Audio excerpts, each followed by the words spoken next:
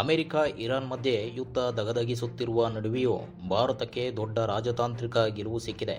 Iran ಮತ್ತು America ನಡುವಿನ ಸಂಘರ್ಷ ಜಾಗತಿಕ ಇಂಧನ ಮಾರುಕಟ್ಟೆಯನ್ನು ಅಸ್ಥಿರಗೊಳಿಸಿರುವ ಸಮಯದಲ್ಲಿ ಭಾರತಕ್ಕೆ ಮಾತ್ರ ವಿಶೇಷ ವಿನಾಯಿತಿ ದೊರೆತಿರುವುದು ಜಗತ್ತನ್ನೇ ಅಚ್ಚರಿ ಮೂಡಿಸಿದೆ. ಮುಸ್ಲಿಂ ರಾಷ್ಟ್ರಗಳಿಗೂ ಸಿಗದ ಅವಕಾಶವನ್ನು ಭಾರತ ಪಡೆದುಕೊಂಡಿದ್ದು, ಹಾರ್ಮುಜ್ ಜಲಸಂಧಿಯ ಮೂಲಕ ಭಾರತೀಯ ಹಡಗುಗಳಿಗೆ ಸಂಚಾರಕ್ಕೆ ಇರಾನ್ ಗ್ರೀನ್ ಸಿಗ್ನಲ್ ನೀಡಿದೆ.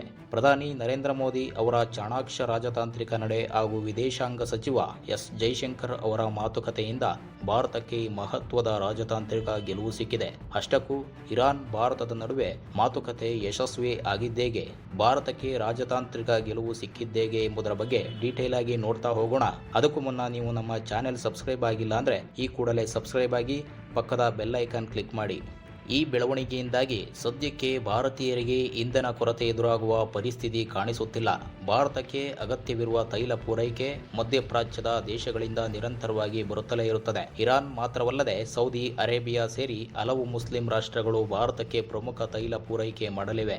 ಆದ್ದರಿಂದ ಹಾರ್ಮುಜ್ ಜಲಸಂಧಿಯ ಮೂಲಕ ಸಾಗುವ ಭಾರತೀಯ ಹಡಗುಗಳಿಗೆ ಅವಕಾಶ ಸಿಕ್ಕಿರುವುದು ದೇಶದ ಇಂಧನ ಭದ್ರತೆಗೆ ದೊಡ್ಡ ನಿರಾಳತೆಯಾಗಿದೆ. ಯುದ್ಧದ ನಡುವೆ ಯಾವುದೇ ಭಯವಿಲ್ಲದೆ ಭಾರತದ ಹಡಗುಗಳು ಹಾರ್ಮುಜ್ ಜಲಸಂಧಿಯಲ್ಲಿ ಸಂಚರಿಸಲು ಇರಾನ್ ಅವಕಾಶವನ್ನು ನೀಡಿದೆ.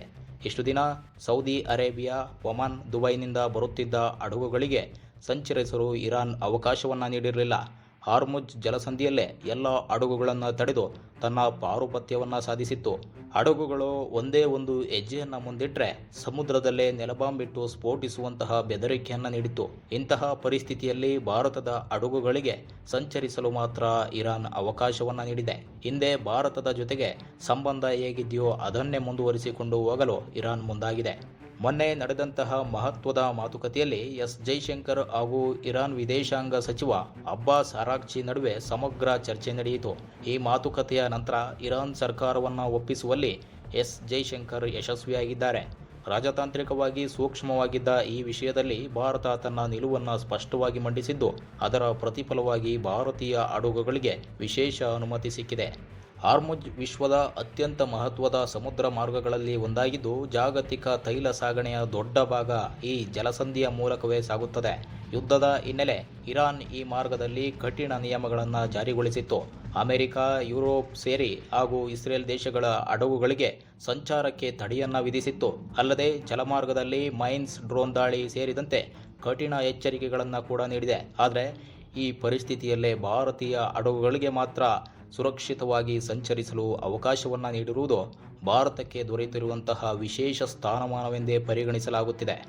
ಇನ್ನು ಸ್ನೇಹಿತರೆ, ಭಾರತದ ಇಂಧನ ಅವಶ್ಯಕತೆ ಬಹಳ ಅಗತ್ಯವಾಗಿದ್ದು, ದೇಶಕ್ಕೆ ದಿನಕ್ಕೆ ಸುಮಾರು 5 ಮಿಲಿಯನ್ ಬ್ಯಾರೆಲ್ ಕಚ್ಚಾ ತೈಲ ಬೇಕಾಗುತ್ತದೆ. ಇದರ ಬಹುಪಾಲು ವಿದೇಶಗಳಿಂದಲೇ ಆಮದನ್ನು ಮಾಡಿಕೊಳ್ಳಲಾಗುತ್ತೆ. ಮಧ್ಯಪ್ರಾಚ್ಯದ ರಾಷ್ಟ್ರಗಳು ಈ ಪೂರೈಕೆಯಲ್ಲಿ ಪ್ರಮುಖವಾದಂತಹ ಪಾತ್ರವನ್ನು ವಹಿಸುತ್ತೆ.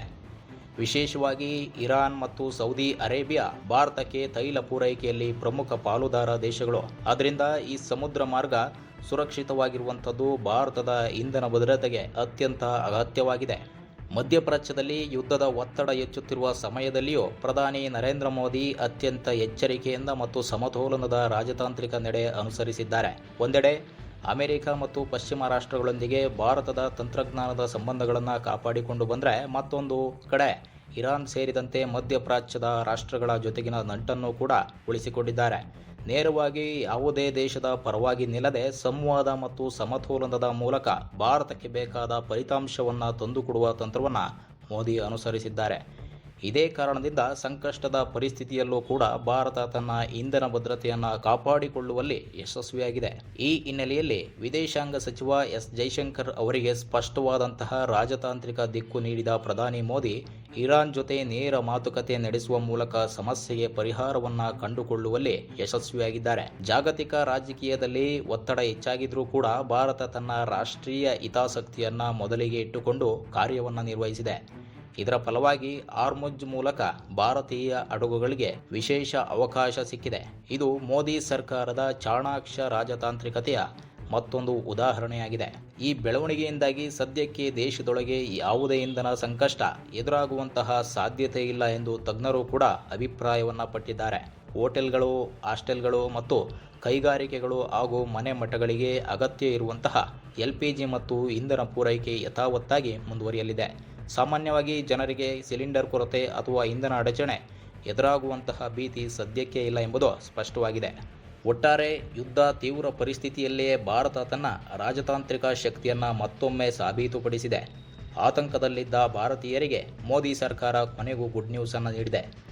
ಜಾಗತಿಕ ರಾಜಕೀಯದ ಸಂಕೀರ್ಣ ಪರಿಸ್ಥಿತಿಯಲ್ಲೂ ಕೂಡ ಭಾರತ ತನ್ನ ಹಿತಾಸಕ್ತಿಯನ್ನು ರಕ್ಷಿಸಿಕೊಳ್ಳುವಲ್ಲಿ ಹೇಗೆ ಚಾಣಾಕ್ಷತನದಿಂದ ನಡೆದುಕೊಳ್ಳುತ್ತದೆ ಎಂಬುದಕ್ಕೆ ಇದು ಮತ್ತೊಂದು ಉದಾಹರಣೆಯಾಗಿದೆ. ಪ್ರಧಾನಿ ನರೇಂದ್ರ ಮೋದಿ ಸರ್ಕಾರ ರಾಜತಾಂತ್ರಿಕವಾಗಿ ಗೆಲುವನ್ನು ಸಾಧಿಸುತ್ತಿರುವುದಕ್ಕೆ ಇದು ಸ್ಪಷ್ಟವಾದಂತಹ ನಿದರ್ಶನವಾಗಿದೆ. ಇದಿಷ್ಟು ಸ್ನೇಹಿತರೆ, ಮೋದಿ ಸರ್ಕಾರದ ಮತ್ತೊಂದು ರಾಜತಾಂತ್ರಿಕ ಗೆಲುವು. ಮುಂದಿನ ವಿಡಿಯೋದಲ್ಲಿ ಮತ್ತೊಂದು ಇಂಟ್ರೆಸ್ಟಿಂಗ್ ಸುದ್ದಿಯೊಂದಿಗೆ ಭೇಟಿಯಾಗೋಣ. ಧನ್ಯವಾದ.